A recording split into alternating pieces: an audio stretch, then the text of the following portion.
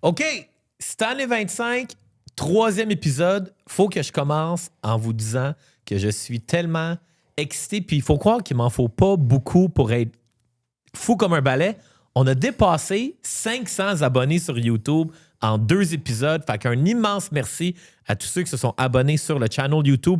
Puis je le sais, là, ça peut être un peu mélangeant parce que si vous tapez cette année 25 sur YouTube, on va peut-être vous proposer le channel de 9 millions. Fait que si vous voyez 9 millions, il ne faut pas vous abonner à celle-là. Vous devez vous abonner au channel de cette année 25. Même affaire, j'ai créé un compte TikTok, j'ai créé un compte Facebook, j'ai créé un compte Instagram, j'ai créé un compte Spotify. Même sur Spotify, on a comme 20 5-star reviews. Fait que meilleure façon d'encourager ce projet, le podcast, c'est de vous abonner à la chaîne YouTube ou à la chaîne Spotify. Puis en plus, si au cours de la prochaine semaine, on atteint 1000 abonnés sur YouTube, parmi les 1000 abonnés YouTube, je vais envoyer une personne voir une game Montréal-Columbus le jeudi 26 mars dans les Rouges. Moi, j'étais supposé aller à cette game-là, mais j'ai un voyage de boys en Colombie. Fait que je me suis dit que tant qu'à revendre les billets sur Ticketmaster, je me suis dit que j'allais les donner à mes fidèles fans. Ceci étant dit aussi, autre affaire aussi, je veux donner un shout-out à un gars, un puck junkie du Patreon, Charles, qui a aussi un channel qui s'appelle Toujours en jeu. Puis c'est lui qui fait tous les clips puis les edits. Fait que le edit que j'ai fait avec Justin Kingsley de la semaine passée, qui a fait genre 60 000 views sur TikTok, je capotais. Parce que tu pars un nouveau channel, puis là, boum, 60 000 views. Fait qu'un gros merci à Charles pour Toujours en jeu. Puis il faut croire que des fois dans la vie, moi, j'ai toujours cru que j'ai jamais fait d'offre d'emploi. J'ai toujours engagé du monde en trouvant du monde un peu à gauche puis à droite. Puis il faut croire que le Patreon m'a amené Charles qui s'occupe maintenant des clips de nos réseaux sociaux.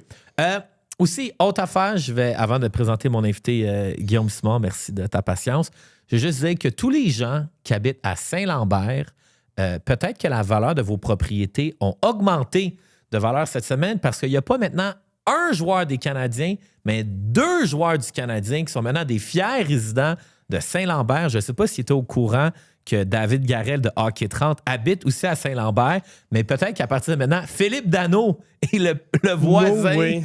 Ouais, fait qu'il y avait déjà Alexandre Carrier qui était là. Là, il y a Philippe Danault cette semaine. Puis on voit un peu une différence de mentalité chez des joueurs, on va dire, de 3e, 4e trio, puis des gars qui font genre 8 millions. Parce que Philippe Danault, lui, s'est acheté une belle maison à Saint-Lambert, 2,5 millions.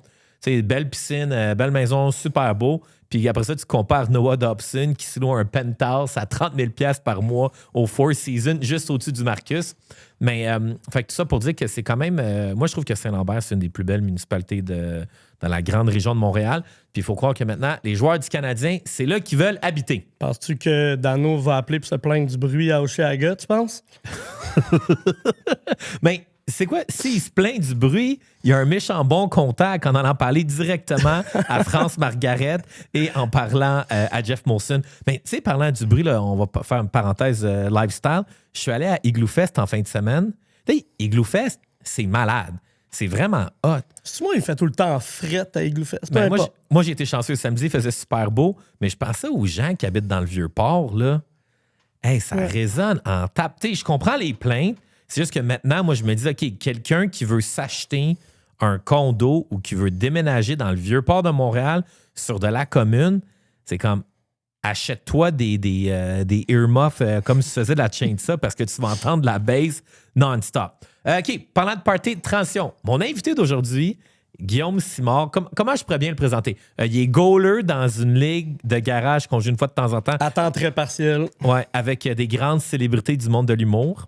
C'est aussi le professeur de Cédric de HFTV. Ouais. Mais c'est aussi un gars avec qui j'ai travaillé chez Cossette. Il était une fois, je rêvais d'être concepteur, rédacteur chez Cossette. J'avais participé à une campagne publicitaire qui s'appelait Les Pros du Party. Oh yeah! Et même si vous allez sur YouTube, ma première apparition Internet, il avait filmé un party que j'organisais. Longue histoire courte, là, quand j'étais au cégep à l'université, je louais des bateaux de croisière dans le Vieux-Port, ça s'appelait le Cavalier Maxime. Je faisais des croisières de 3 jours, puis une année, j'avais été commandité par Molson, qui avait une campagne qui s'appelait l'APP, puis il était venu faire des vidéos là-dessus, puis il y a même un clip, si tu tapais genre APP, Pro du Party, Jean Fly High Trudel. Un de mes premiers surnoms Internet. Puis suite à ça, j'avais travaillé avec Guillaume Simard. on avait travaillé sur ce projet-là. Toi, t'étais quoi chez Cossette? Moi, je suis rentré chez Cossette en pub. Là. J'ai fini l'université le samedi, puis le lundi matin, je commençais chez Cossette. Puis on m'a pitché sur le compte de Molson qui a été vraiment cool à travailler pour commencer ma carrière. Puis on a fait toutes sortes de trucs vraiment nice dans le temps, je me rappelle. Puis c'est drôle parce que t'as reçu Justin Kingsley la semaine passée. Oui. Puis, y a-tu été ton boss? Ben, en fait, ça a été la première personne à qui j'ai parlé chez Cossette. Je suis rentré le lundi matin, un kid qui sort de l'université, qui a un wannabe suit un peu trop grand pour moi, travaille en PR. Je rentre dans le bureau, première personne qui a joué, c'est Justin, puis il me regarde, fait juste déclipper mon dernier bouton de veston, puis il dit « On clip jamais le dernier bouton en bas ». Ça a été mon introduction. C'est de même que j'ai commencé ma carrière chez Cossette, fait que ça m'a fait rire de le voir la semaine passée, puis... Ben ouais, fait qu'on a travaillé sur Molson.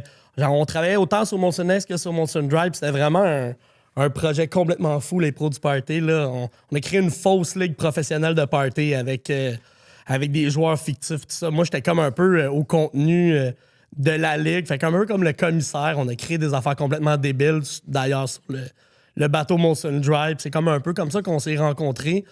Dans le temps où tu avais Baz qui travaillait avec 33 Mag. Ouais. Et boy, tu sors l'Internet des boulamites. Ouais, lui d'ailleurs, il est en train de ressortir comme des trucs back in the days là, avec la mode du 2016. Ça, je pense que nos démons vont sortir. JT, il faut falloir se watcher.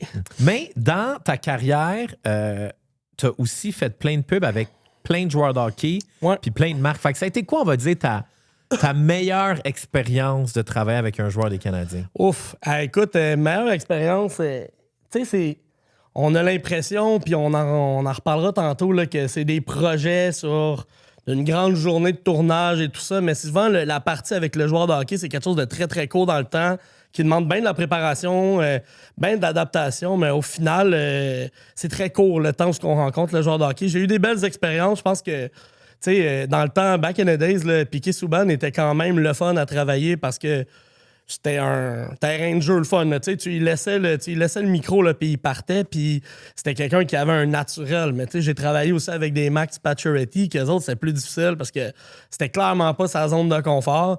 Mais ça a toujours été comme bien cool de travailler avec ça. Puis c'est comme un peu un inside joke parce que tout le monde en prod finit par travailler un jour avec un joueur du Canadien parce que c'est comme le sujet numéro 1 quand tu fais du marketing, quand tu fais du contenu, c'est d'avoir accès à ces joueurs-là. Parce que c'est un peu comme travailler avec c'est un aspect religieux, je te dirais. Puis tout le monde connaît le Canadien, tout le monde apprécie le Canadien. Fait que quand tu tombes avec un projet comme ça, ben les joueurs, comme on a vu, sont surexploités, sont surutilisés pour toutes sortes d'affaires. Mais je te dirais que j'ai beaucoup aimé mon expérience avec Piquet. J'ai beaucoup aimé travailler avec KK. Là, ça a été avec Kotkaniemi, ça a été une expérience. Ça a été une expérience vraiment nice parce que il était pas connu, il avait été drafté. Ça avait été un peu discuté comme quoi le troisième choix c'était un petit peu tôt pour son repêchage. Puis c'était avec Copper Branch. Ils ont décidé de signer le gars sans trop voir un peu où est-ce que ça s'en allait sa carrière. Puis avec le gros point d'interrogation. Finalement, ça a bien été. Son début de carrière a bien été aussi. Puis quand est venu le temps de tourner ce message-là, ben, les contrats étaient déjà dealés, étaient déjà signés. Fait que ça a été une aubaine pour Copper Branch de signer KK. Au moment où la pub était diffusée, il était déjà hot. Puis il avait fait la même chose au Canada anglais avec Bianca Andreescu au tennis. Elle était nobody, personne ne la connaissait. Puis paf, elle va gagner l'US Open avant de shooter. Fait que crée-moi que les agents, eux autres, ils voulaient dealer des nouveaux contrats, mais ça a été des belles expériences. Puis ça m'a fait voir un peu la réalité des Canadiens. Tu sais, KK, une anecdote de même. On était censé tourner, je pense, au mois de mars. Puis le tournage était postpone tout le temps. Puis dans l'air Bergevin, c'était un petit peu plus gardé, si on veut, les règlements puis tout ça. Puis il avait établi une date limite pour shooter de la pub avant les séries pour pas se déconcentrer, pour pas se laisser distraire par des tournages et tout ça. Puis on avait postpone le tournage. On était censé tourner ça au centre CN là, qui était belle dans le temps là, à Brossard. Puis on ne pouvait pas shooter, c'était tout le temps postpone. Puis maintenant, on avait passé la date. Fait qu'on a fallu qu'on change d'aréna et qu'on aille faire ça comme en secret pour pas trop secouer l'admin des Canadiens. Oh ouais, il était si impliqué que ça. Ouais. Puis tu sais, c'était comme... c'était très difficile. Tu sais, j'ai pas eu l'occasion de travailler avec la nouvelle admin, mais je te dirais que ça a toujours été bien protégé, là, l'identité du Canadien, tout ce qui était produit, l'encadrement des joueurs. Fait que là, on se retrouve à aller louer un autre aréna puis faire notre tournage un petit peu dépasser la date. Ce qui fait en sorte qu'on peut pas shooter avec l'équipement de Kéké parce que Kéké, il veut pas partir avec son équipement de hockey pour pas qu'il se demande qu'est-ce que tu t'en vas faire avec ton stock de hockey. No way. Fait que là, juste eu le temps de pogner son casque, ses patins. Puis le reste, je me rappelle, on n'a pas de stock de hockey. La veille ou l'avant-veille du tournage, on est allé y acheter un stock chez Canadian Tire. Ça a coûté peut-être 200$. Il y avait des pattes de carton, des petites culottes toutes shape. Fait qu'il a fait la pub, la grosse pub de Copper Branch avec un kit de Canadian Tire. Puis je me rappellerai toujours qu'il était comme avec son père. Puis tu sais, on voit les joueurs de hockey comme des vedettes, puis tu sais, une espèce d'aura autour de lui. Mais le kid, il avait quoi, 18 ans à ce moment-là? Puis il est comme arrivé un peu tête, puis de voir son père l'aider à mettre son stock avant le tournage, ça valait de l'or. Tu vois que on perçoit les joueurs d'une certaine façon, mais au final, ça reste quand même des kids de 17, 18, 19, 20 ans en début de carrière, puis ça te ramène à la réalité, tu sais. Ah ouais, mais c'est comme j'ai croisé Olivier ou Oliver Kapanen puis sa blonde. Tu sais, comme, c'est un kid, là. C'est des enfants. Mais c'est là que tu vois que quand même la Ligue nationale de hockey puis les équipes de sport professionnels sont vraiment bons à mettre les joueurs sur un piédestal. Puis c'est pour ça que le fait de laisser les gars s'habiller comme ils veulent avant les games, il peut avoir un couteau à double tranchant. Parce qu'au lieu de toujours les voir avec grande prestance, avec un suit, parce que, tu sais, quand tu y penses, on va dire, pense d'un grand bureau là, au centre-ville, là, les tours d'avocats, les tours de cabinet comptable, tout le monde qui vont travailler là sont tout le temps en suit and tie. Puis le nombre de fois que moi, j'ai croisé des gars que tu vois toujours habillés en veston, cravate, puis là, quand tu les vois habillés la fin de semaine un peu normal, la perception est un petit peu différente. Ouais. C'est un peu comme le phénomène du barman ou de la barmaid. T'as le gars, le barman ou le barmaid derrière son bar, il a comme son aura. Mais des fois, quand tu côtoies la personne, quand il n'est pas derrière son bar, c'est comme plus la même personne. Ouais, on va se le dire, tu sais, le hockey, c'est comme dans les sports les plus conservateurs au niveau de l'approche, de la manière de présenter. Puis c'est aussi un passage dans le temps. Tu regardes la NBA, tu regardes la NFL, ça fait longtemps qu'ils ont comme un peu brisé ça, là, le code du saut arrivé. Ce que moi, j'haïssais pas quand même, là, cette espèce de décorum-là. On a vu Matthews, je sais pas si tu l'as vu, Matthews en camis, sa galerie de presse. Il était en camisole blanche pendant le game. Écoute, il avait l'air en white vacances, beater, là. Oh, ouais, exact. Là, fait que peut-être qu'il y a comme un genre de juste milieu. Je sais pas. Ah ouais, tu iras voir, là, c'est... Récemment? Oui, ça doit faire à peu près un mois de ça. Puis j'étais comme, OK, je pense que là, il tire déjà un pouce un peu la note. Là, fait que j'ai hâte de voir, mais honnêtement, ça décoince un peu le hockey. Là, ben, tu sais, j'ai hâte de voir aussi jusqu'où ça va aller. Là. Ouais, mais tu sais, ça décoince le hockey, mais encore une fois, moi, je l'ai vu, on va dire, je vais faire un parallèle avec un de mes artistes préférés puis les joueurs de hockey, que des fois, apprécier une personne pour comment elle est professionnellement en tant que joueur de hockey, en tant qu'athlète professionnel, en tant que musicien, en tant que peintre, t'es comme « wow », tu sais, quelle personne incroyable. Tu sais, on va dire, je prends un exemple, Bam Margera. Bam Margera dans Jackass, dans CKY, j'adorais Bam Margera. Mais Bam Margera, ses réseaux sociaux... C'est trash. Mais même là, il est dégueulasse. Là, avec comme Johnny Knoxville qui fait son retour... dans Fear Factor, là, il était invité à Joe Rogan. Là, la journée qu'il était à Joe Rogan, Bam Margera faisait genre des gros posts. Il est comme une grosse chicane. Puis des fois, je me dis, j'aimais Bam Margera, le personnage Jackass CKY, mais Bam Margera, l'humain, pas tant. Même affaire avec Zach Bryan. Zach Bryan, il a sorti un nouvel album, parenthèse, ceux qui trippent sur Zach Bryan. Magnifique chanteur, une voix unique, la poésie, les paroles de ses chansons. Mais Zach Bryan, dans sa vie personnelle, c'est intense. Là, comme, au début, moi, j'étais un peu genre anti-Barstool. Je trouvais que Barstool, il allait trop raide avec Zach Bryan. Mais là, à un moment donné, quand ça fait 2, 3, 4, 5 filles qui racontent un peu la même histoire, puis je trouve que Zach Bryan, quand il fait des affaires sur ses réseaux sociaux, des fois, je me dis « Ah, Zach Bryan, tu devrais juste pas faire de réseaux sociaux. Mets des tunes, fais des vidéoclips, mais il fait pas de réseaux sociaux. Tu sais, pense à Sidney Crosby. Sidney Crosby, là, sa vie privée, là, il est privé. Pas grand-chose qui dépasse. Là. Ah, pas grand-chose qui dépasse. Puis tu sais, même un autre que je regarde, c'est genre Piqué Subban. Je m'amusais, je sais pas, j'en ai parlé la semaine passée avec dans quel podcast, mais Piqué Subban, il a peut-être comme 1 million de followers sur Instagram. Ses posts personnels ne pognent plus. Il fait des posts qui ont genre 200 likes. Parce que sa personnalité, on va dire, on cam, il est divertissant. Mais dans sa vie personnelle, il n'est pas si le fun que ça. Fait que je pense que comme ce qui arrive, je comprends la NHL de dire on veut personnaliser nos joueurs. Mais d'un autre côté, si la personnalité du joueur est poche, on va peut-être comme moins l'aimer. Tu sais, moi, j'aime mieux peut-être juste se dire tripons sur les joueurs en fonction de ce qu'ils font sur la glace. Absolument. Puis je pense aussi, tu parles de ça, puis c'est un peu aussi la perception, le réflexe qu'on a à Montréal. On a tendance à idolâtrer tous les joueurs à leur... Puis j'en parle souvent, le fameux cas Carey Price. Là, c'était pas la personnalité la plus flamboyante. T'as-tu travaillé avec Carey? Ouais, on a produit un truc avec Carey Price, puis honnêtement, c'est la seule fois que j'ai vu Carey Price avec des étoiles dans les yeux parce qu'on faisait une affaire de viande de chasse. OK. Fait que c'était un projet avec Martin Picard qui faisait des recettes à sa cabane à sucre avec de l'orignal, puis tout. Puis là, Carey, il était on, tu sais, mais... Le gars, il est bien smart, mais tu sais, c'est pas un flamboyant. Puis je pense que ça aussi, ça a bien polarisé la perception qu'on a du gars. Puis il avait l'air de se crisser du Canadien, puis se crisser un peu de sa job, puis juste vouloir s'en aller chasser puis pêcher dans le bois. Mais au final, je pense qu'avec des entrevues puis du recul, le gars, il était vraiment dédié à sa job. C'était juste un naturel un peu calme. Moi, je me rappelle le chill out, là. Écoute, le monde était monté dans les murs en disant « Il se crisse, là, just chill out ». Ben, pour moi, c'est juste un signe de personnalité de quelqu'un qui est calme, qui est confiant. Puis c'est pour ça aussi, j'ai l'impression un peu qu'on capote sur Dobèche en ce moment. C'est un gamer, c'est un intense, c'est un passionné. On l'a vu ici.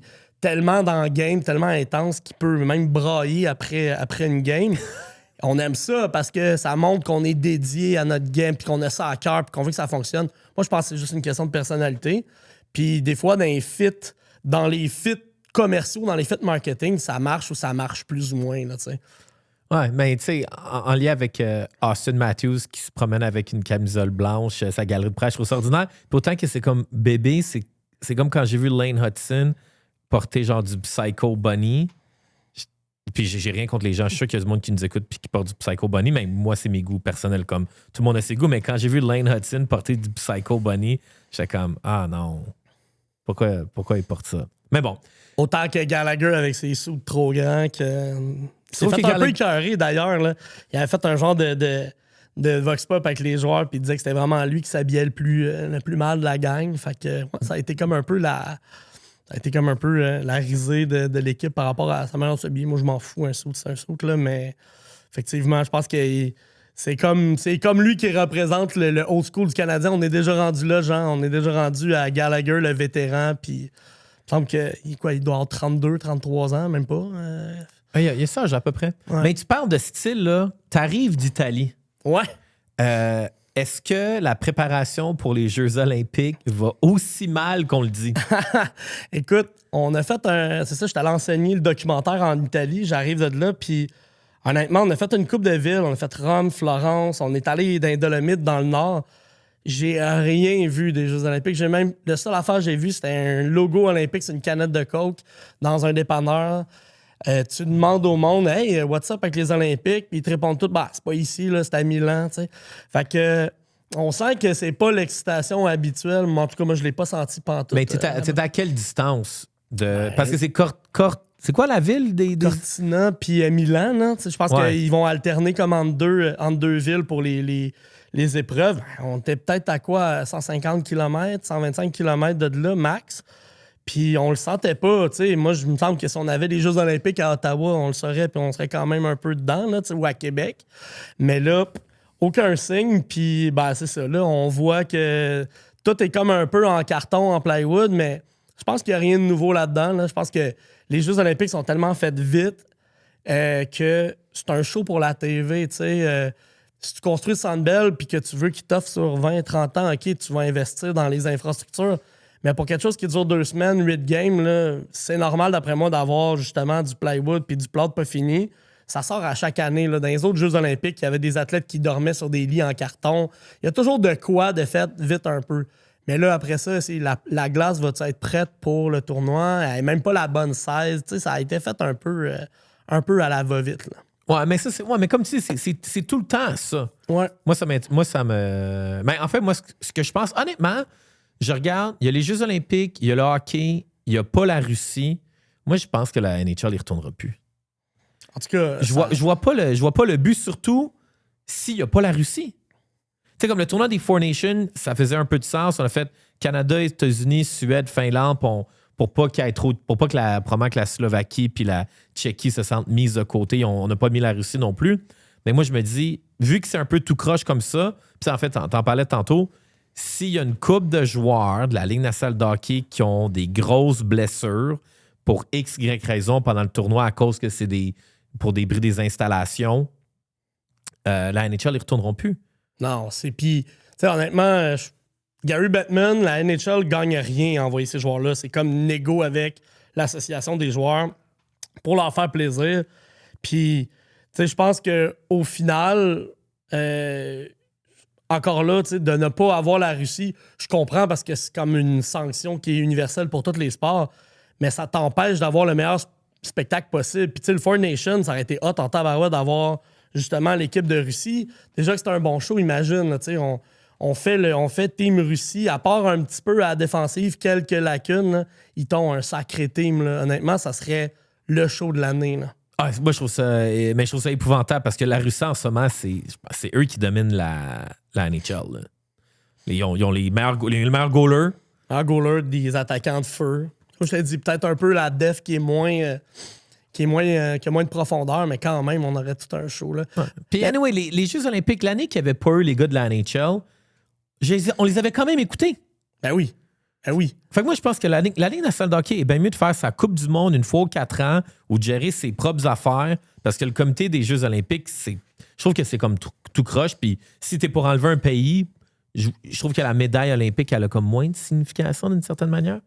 Ben, tu sais, je comprends les sanctions parce qu'il faut que tu sois conséquent. Tu te dis, OK, il y a du dopage dans tel sport, ça s'applique à tous les sports, mais à un moment donné, c'est où que ça s'arrête? C'est quoi les sanctions à venir? On ne sait pas. Puis, tu sais, honnêtement, on est tellement fans du hockey, on veut juste voir les meilleurs joueurs possibles. Puis, cette espèce d'équipe fantôme-là qui empêche d'avoir le meilleur spectacle possible. Puis, tu sais, on parlait du Four Nations. Tu me feras pas à croire qu'avant le Four Nations, tu pensais qu'on allait avoir tout un show. Là. Tu sais, honnêtement, tout le monde était un peu dans le doute. Moi, j'étais sûr que ça allait être le plus gros flop ever. Exact. Moi, j'étais comme, bon, OK, c'est à Montréal. Il n'y avait rien dehors. Il n'y avait pas grand-chose. Il n'y avait pas de hype. On le sentait pas. On savait que ça allait arriver. Puis on pensait que ça allait être une espèce de match des étoiles de 4 games. Que ça allait quasiment être une game de hockey dehors. Puis au final, qu'est-ce qui est arrivé? Sur le face-off, 2 gros fights. On met de l'ambiance. On met une rivalité. Il y avait les tarifs avec Trump. Puis... Fait que tous les ingrédients étaient là pour créer quelque chose. Puis c'est un peu là ce que je veux aller avec les Jeux olympiques. Je pense que le show, il va se passer sur la glace. Fait que, tu sais, là, on charle sur l'aréna, on charle sur le plywood, que c'est pas prêt, les dimensions, tout ça. Mais au final, quand la puck va tomber, s'il y a des bons affrontements, des bonnes games entre les joueurs, les meilleurs vont être là. Je pense que c'est là que le show va se donner, puis c'est ça qu'on va se rappeler au final, c'est les games. T'sais. Ouais, puis de l'autre côté, le monde capote sur un Jumbotron, là, comme... On s'en fout là, du Jumbotron. Là, tu t'en vas pas voir une game de hockey pour checker le Jumbotron. Puis, en fait, l'aréna à 10 000 places, ça va être hot en titi. Comme il va y avoir de l'ambiance, une petite aréna, ça va être tight, ça va être hot. Mais pour conclure la parenthèse des Jeux olympiques, moi, j'ai une prédiction à faire pour les Jeux olympiques. En fin de semaine, je suis tombé en amour avec un snowboarder québécois. J'avais jamais entendu parler de lui. Le Caïd? Non. OK. Non, pas lui. Tu sais que lui, le Caïd, il a fait des posts Instagram aussi en fin de semaine, hein? T'as-tu vu ça? Non, j'ai pas vu ça. Ouais, il s'est créé un compte Instagram. Là. Il a posté des photos de lui en hélicoptère. Il a posté des photos de sa collection de motos. Genre, pas arrogant, mais tu sais, un peu genre... Catch me if you can. Là. J'ai trouvé ça insane. Ben, insane dans le sens que comme, wow, il est le gars le plus recherché au monde. Puis lui, il sait qu'il est probablement avec son téléphone sur un VPN. Quel casting pareil pour vrai, là? Puis il est juste genre, yo, j'ai posté une couple de photos. Je pense qu'en plus, c'est quoi dans son Instagram? Là? C'est une affaire genre Boss quelque chose, là. Que faudrait que je le retrouve, mais j'ai trouvé ça vraiment drôle. Non, moi, le Québécois qui me fait triper, c'est Élie Bouchard. Ouais. Dude, il va révolutionner le monde du snowboard. Je suis devenu tellement fan de lui. Puis en plus, moi, mon brand de snowboard préféré quand j'étais jeune, c'était Forum. Puis les meilleurs films de snow, c'était tout le temps MacDog. Puis c'était tout le temps les gars de Forum avec JP Walker. Puis là, j'ai vu que Forum, qui ont fait un comeback l'année dernière, puis ça n'avait pas pogné. J'avais parlé d'une couple de magasins, ils ont eu de la misère à vendre leur board. Fait que le génie marketing de Forum, à date, je pense qu'il y a des sites commandités comme un go, genre leur top guy qu'ils ont pris, c'est Élie Bouchard. Méga visibilité. Puis c'est un Québécois. Puis là, il s'en va aux Jeux olympiques. Puis moi, je suis convaincu là, que comme d'ici genre 1 ou 2 ans, mais là, ça m'a appris du plat que je suis dans le champ, mais Forum va revenir en malade. Moi, je me suis commandé. Ils n'ont pas beaucoup de merch. Je me suis commandé 2 affaires. Je me suis acheté genre un coton ouaté puis un t-shirt Forum parce que j'étais trop excité. Mais ce que j'aime de voir des fois les Jeux olympiques, je trouvais que pendant un moment, on avait le snowboard avait plafonné. Les gars, c'était vraiment une compétition de spin. Là. Tous les gars, ils spinaient en malade. Tous les gars, il y avait tout le temps... Tout le monde faisait genre des... c'était très genre des corkscrews, tu sais, genre des cork 9 ou des cork 10. La Shaun White Mania, là. Ouais. Puis là, Élie Bouchard, on a un Québécois qui vient révolutionner le monde du snowboard. Il fait des moves complètement différents. Puis tu le sais que tu vas devenir une méga star quand il y a un move qui est tellement complexe qu'il appelle le McButch. Voilà. Pour Bouchard. Fait en tout cas, bref, si les Jeux olympiques, vous aimez le snowboard puis ça vous tente de suivre un Québécois, Élie Bouchard, ça, c'est mon nouveau crush. T'es un gardien de but? Yes. Je veux qu'on parle de gardien de but. All right.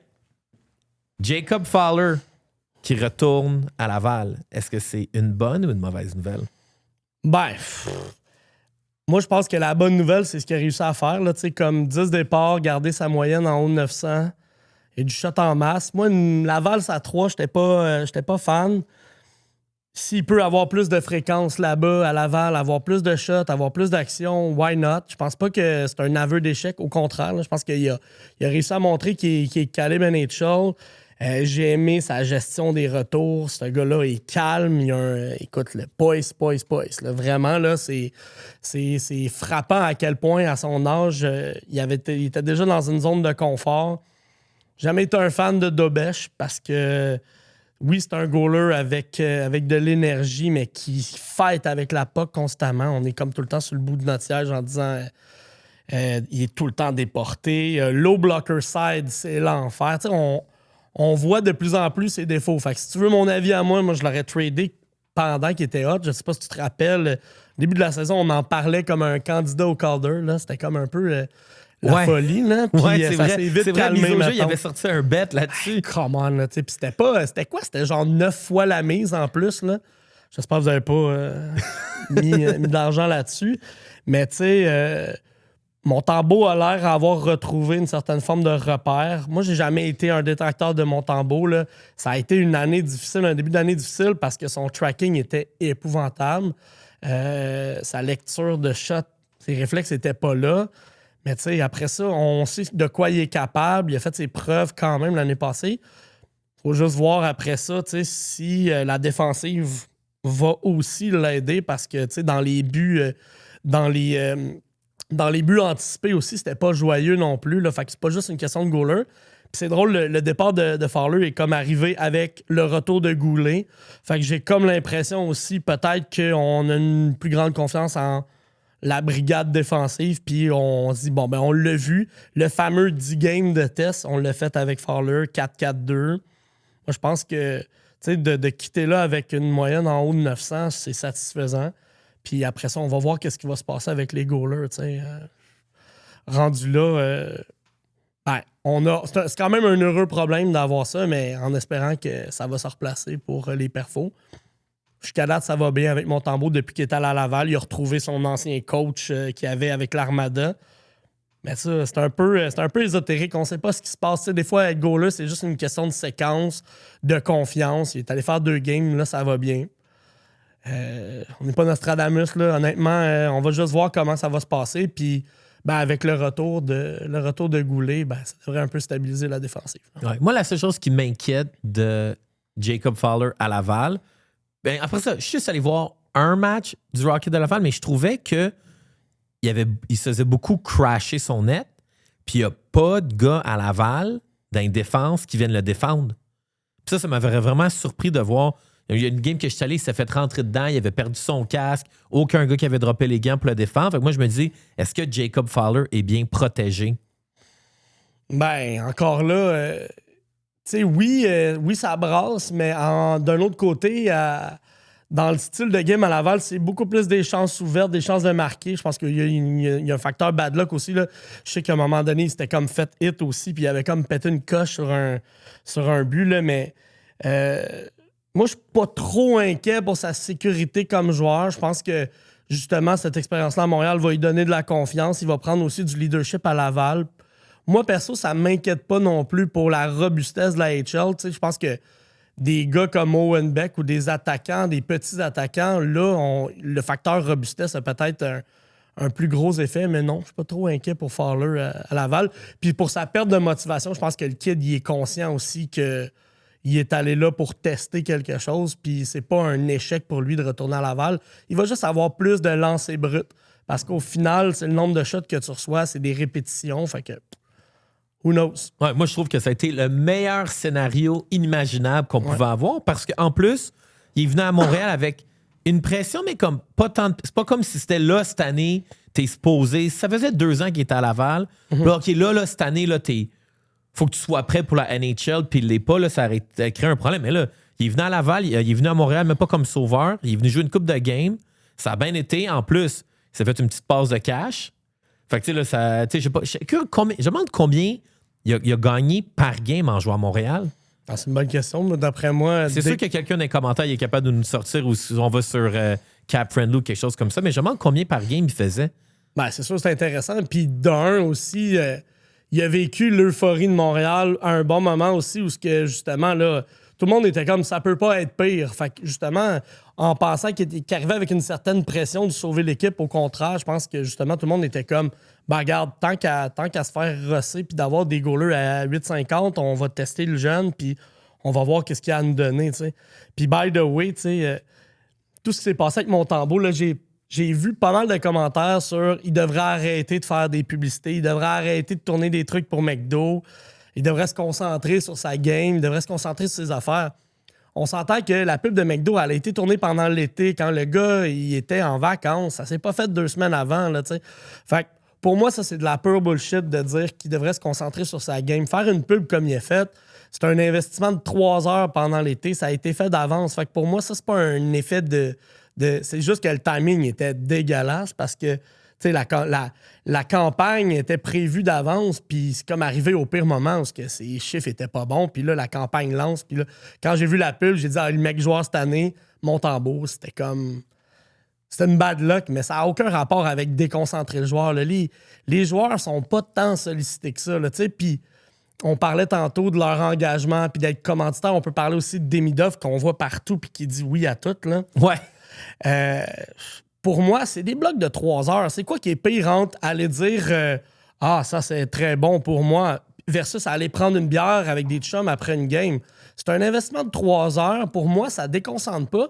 Puis tu sais, Demidov, là, je sais que t'en avais parlé avec Max qui disait que peut-être qu'on le voyait, on sentait qu'il était gourmand puis que pour son prochain contrat, ça pouvait peut-être montrer qu'il allait comme justement être à l'argent. Au contraire, tu sais, moi je pense que le gars, j'ai comme juste l'impression qu'il est content d'être là puis qu'il accepte un peu les propositions. Il vient d'arriver ici, il est comme un peu overwhelmed. Tout le monde capote sur lui. Son agent est peut-être, par exemple, est peut-être avare un peu, là, mais pour moi, c'est pas un signe que le gars va justement être off sur son prochain contrat. Au contraire, si les gars négocient à rabais des ententes comme ils font en ce moment, ben on joue mal comme dire à ces gars-là va combler ça avec des contrats de commandite. Là, ouais, mais en lien avec ça, où est-ce que je vois un autre côté de la médaille, c'est qu'il y a 2 risques. De un, il y a le risque que Montembeault il sort une pub pendant qu'il y a des mauvaises performances. Moi, il y a une couple d'années, j'avais tourné une pub avec L'Oréal Men Expert. J'avais shooté avec Gallagher, Jeffrey Lupul, puis Jonathan Bernier. Puis on a shooté les pubs. Puis quand je pense, une semaine avant de sortir la pub avec Jonathan Bernier, il y a eu son affaire avec Wayne Gretzky puis Nelson Mandela. Puis, tu sais, ça, quand les gens disent que ça n'affecte pas le mental du joueur, oui. Non, c'est sûr que ça a un impact. Oui, ça a un impact. Fait que, tu sais, je pense que comme quand les joueurs, quand on regarde, on va dire un gars comme Sidney Crosby, mais Sidney Crosby, c'est une exception. C'est sûr qu'il est dans un monde à part, mais je crois que quand les joueurs décident de... C'est des joueurs de hockey puis ils ont un aura.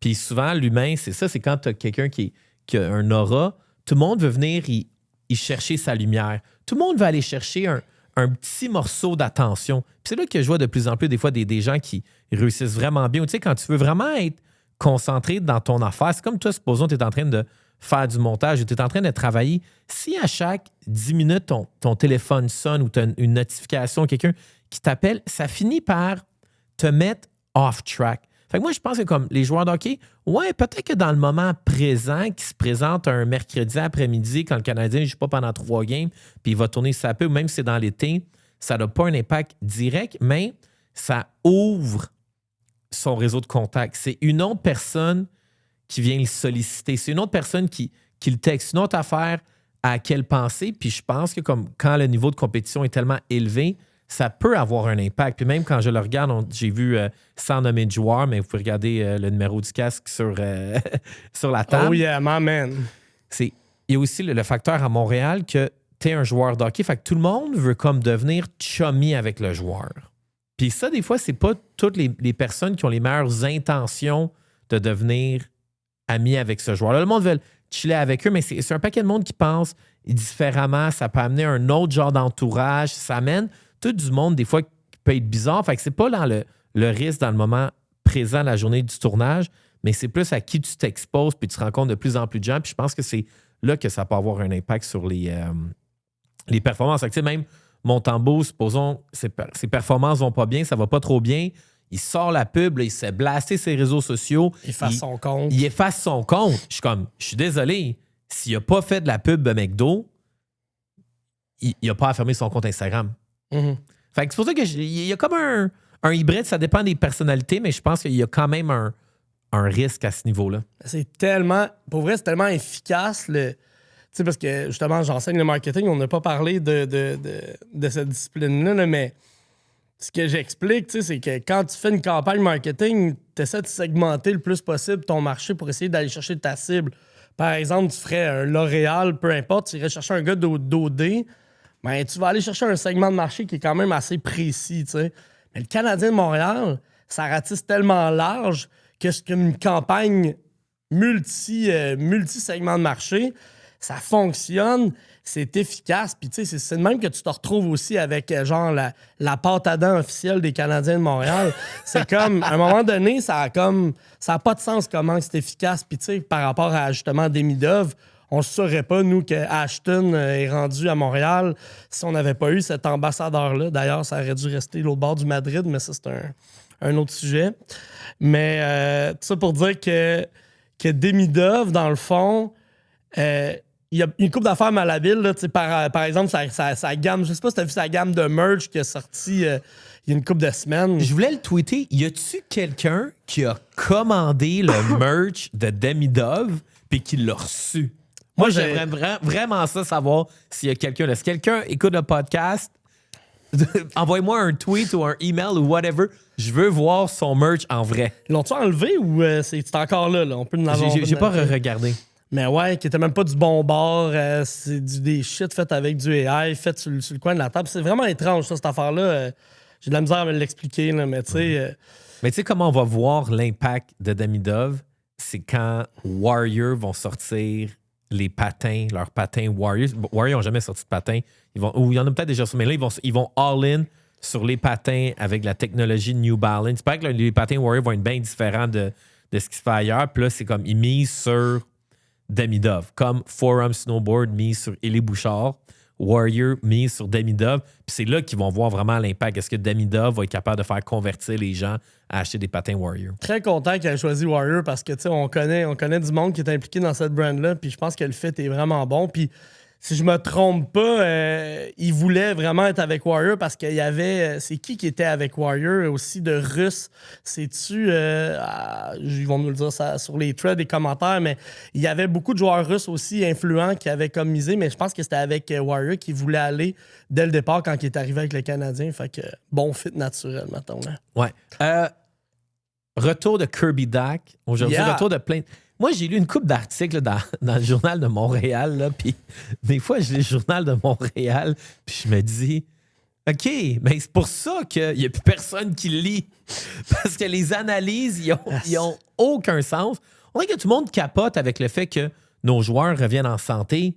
C'est comme, on dirait que pour Jeff Corton, puis Kent Hughes, puis Martin Saint-Louis, là, c'est pas un problème d'avoir un paquet de gars. Puis je pense que comme tous les gars dans la NHL, ils savent que si t'es pas dans le top 6, là, à n'importe quel moment, tu peux soit aller au balotage, soit te faire trader, soit aller dans les estrades, soit aller dans AHL. Mais ce que j'aime de la situation du Canadien actuellement, c'est que c'est là qu'on va voir l'esprit d'équipe. T'sais, pendant un moment, on disait il y a 2 ans, ou même l'année dernière, il y avait Jacky Struble. Puis les 2 gars, ils bataillaient pour un poste. Puis je m'étais dit, ça va-tu créer un conflit entre les 2 boys? Puis on l'a vu dans le match. C'est-tu dans le match contre les Panthers? C'est qui s'est fait... OK, je pense que c'est Struble qui s'est fait geler. Puis Jacky a droppé les gants pour défendre Struble. Fait que là, on a vu qu'en tant que 6e ou 7e défenseur, il y a une saine compétition entre Jacky et Struble. Puis ça démontre que l'esprit d'équipe est solide. Là, avec Kirby Dach, Patrick Laine, Bolduc, là, le monde parle de Jake Evans, Gallagher. Là, il y a tous ces boys-là qui vont batailler pour leur temps de glace. Puis là, ça va vraiment démontrer si l'équipe est vraiment soudée, s'il y a une compétition saine au sein de l'organisation ou si la chicane va pogner. Ouais, ben tu sais, c'est la profondeur, anyway, on n'en a jamais trop. Là. Puis tu sais, je pense que Veleno. Ah oui, c'est vrai, j'avais oublié. Mais c'est comme Veleno. On n'a pas parlé de Texier aussi. D'ailleurs, Texier, fair signature, mais je l'ai trouvé quand même tôt dans le processus, 5 millions, 2 ans. Parce qu'on a vu du potentiel. On a vu un genre de couteau suisse un peu dans sa manière de jouer. Là. Ouais, mais Texier, c'est pas le même agent que Demidov? C'est pas genre Mill Steel ou quelque chose comme ça? Parce que je faudrait que je double-check, mais il me semble que quelqu'un m'a dit que c'est le même agent que Demidov. Fait que des fois, ça se peut que Kent Hughes a dit, tu sais quoi? M'a te faire plaisir. M'a donné 5 millions à ton boy, mais arrive-moi pas avec 17 millions pour Demidov. Ouais. Un win-win. Fait que moi, je pense que... Mais après ça, Texier, c'est pas si cher payé que ça. C'est un contrat de 2 ans. Non, il faut s'habituer avec les nouveaux standards aussi. On a quand même l'impression que 2,5, c'est élevé, mais c'est rendu le nouveau bottom. Là, honnêtement, on voit. Puis, tu sais, c'est ce que j'aime de Kent Hughes. C'est pas juste le fait qu'il a monté une équipe qu'on voit en ce moment. C'est qu'avec ses signatures de contrat, il augmente la valeur de ses joueurs pour lui, pour l'organisation. Parce que, tu sais, mettons, je te parle de Elias Pettersson. Est-ce qu'il y a une grosse valeur, ce joueur-là? Ben, il coûte une beurrée pour ce qu'il donne. Tandis que là, dans les contrats qu'il vient de signer, si jamais il y a un misfit ou un joueur qui marche moins dans l'organisation, ben sur le marché des échanges, ça augmente la valeur du joueur parce que son salaire est raisonnable. Puis c'est ça que j'aime, c'est que tous ces joueurs, il y a de la marge de manœuvre pour faire un move si jamais il y a besoin de le faire, que ce soit un rachat de contrat ou une transaction, ben c'est beaucoup plus facile. Fait que c'est ça qui est intéressant aussi. Oui, un bon contrat, il y a de la place sur le cap space, mais ce qui est intéressant aussi, c'est que ces joueurs sont beaucoup plus faciles à trader, puis ils augmentent sa valeur sur le marché des échanges parce que, justement, ils sont accessibles un peu. Oui, je me demande si éventuellement les... Ben, regarde, McDavid a probablement été un instigateur d'un nouveau mouvement qui va arriver parce que McDavid, il a été smart, là. Il est allé prendre un contrat raisonnable parce qu'il va être échangé. Tu sais, les Oilers, je pense pas qu'ils vont gagner la Coupe cette année, là. Ils sont pas partis pour ça, en tout cas. T'sais, les Leafs ne gagneront pas la Coupe cette année. Fait que, tu sais, McDavid, il s'est pris un contrat pour être échangé. Là, Pettersson, il va être tough à échanger. Là. Il est pris pour rester. Sorry, petit Canucks. Ouais, les Canucks, c'est mon jersey des Canucks de Quinn Hughes autographié. Ça se peut qu'il va ramasser la poussière pendant Peut-être longtemps. le vendre avec ton casque de Galchenyuk en package deal. Non, j'achète des affaires de collection juste pour le fun. Même ce soir, j'ai pensé, je me suis dit, est-ce que je vais au match du Wild? Est-ce que je mets mon jersey de Quinn Hughes des Canucks? Mais on dirait que je suis pas assez fan de Quinn Hughes. En tout cas, pas pour le moment. Ouais. Peut-être une autre fois. Il a quand même été capable d'aller chercher du bon stock en échange de Quinn Hughes. Là. Je pense que, honnêtement, le trade en vaut la peine, j'ai l'impression. Pas jusqu'à maintenant, hein? Non, je sais. Pas jusqu'à maintenant. Il y a des pas, ben moi je l'appelle Zoom Bouyoum, là, mais je pense qu'il a pas joué à Montréal. Ouais. L'autre joueur que j'ai oublié son nom qui avait genre 0 points, il a encore 0 points. Puis Rossi, il est blessé. Essaye juste de t'encourager. Je sais qu'il est comme. En tout cas, à date, ce trade-là, en tout cas, le temps le dira, là, mais à date, en tout cas, c'est pas fort. Puis même, hier, en fait, le trade de Kiefer Sherwood, les Sharks, moi c'est ma prédiction. En juin 2027, ça va être la finale de la Coupe Stanley qui va être la meilleure chose pour la Ligue nationale de hockey. Ça va être East Coast, West Coast, ça va être Canadien Sharks. Dans 2 ans? Dans 2 ans. OK. Ça va être malade. On s'en reparle. Hey, Macklin Celebrini, il est quoi? Il est comme 2e meilleur, 3e meilleur pointeur de la Ligue? Ouais, ben là, c'est ça. Là, il y a eu un gap, là, McKinnon-McDavid, mais après ça, là, il est comme 3e de la Ligue, je pense. Moi, je pense que comme les Sharks vont devenir bons ça va vite. devenir une machine de hockey, c'est ça, c'est certain. Non, ça va être insane. Je repassais à ça. Je parlais du Ashton tantôt, ça m'a fait penser à Québec, puis tout le temps les rumeurs d'équipes d'expansion et tout ça qui reviennent, on repartira pas là-dessus, là, mais je pensais à ça cette semaine que si dans 2 ans, il y avait une équipe d'expansion dans la NHL, on serait crissement dans marde avec les Canadiens parce que si c'est la même formule qu'ils ont utilisée back in the days, je sais pas si tu te rappelles, mais il y avait 2 choix possibles. Prendre 7 attaquants, 3 défenseurs, 1 goaler. En fait, protéger 7 attaquants, 3 défenseurs, 1 goaler ou 8 patineurs, 8 joueurs puis 1 goaler. Fais l'exercice dans ta tête puis essaie de voir qui tu protégerais. Cette année, ça va parce que Demidov est à sa première année parce que tu pouvais comme genre juste... Tu peux garder les joueurs aussi qui étaient à leur première ou deuxième année de contrat. Mais à partir de dans 2 ans, le Demidov serait éligible aussi. C'est qui tu protèges. Puis si tu prends 3 défenseurs, ça veut dire que tu perds automatiquement Matheson, par exemple. Parce que tu protèges Goulet, Hudson. Dobson. Ah ouais, j'avoue. Puis à l'attaque, là, si tu décides de prendre... mettons que tu protèges 8 patineurs puis tu protèges Matheson, il te reste juste 4 attaquants à protéger. Fait que là, tu te ramasses avec Suzuki, Caulfield, Slav, Demidov. Puis là, après ça... tout ce que tu viens de dire, il n'y a rien de grave, là.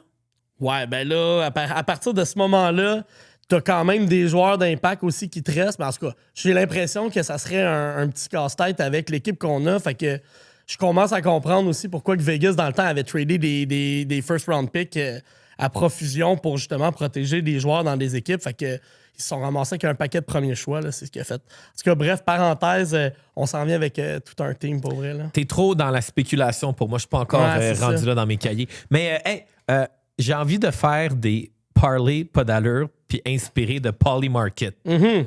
Fait que moi, j'ai envie... Puis les gens dans les commentaires... aujourd'hui, ça va être pour le Pride, là, ou pour le fin. Mais moi, là, j'ai envie de me dire...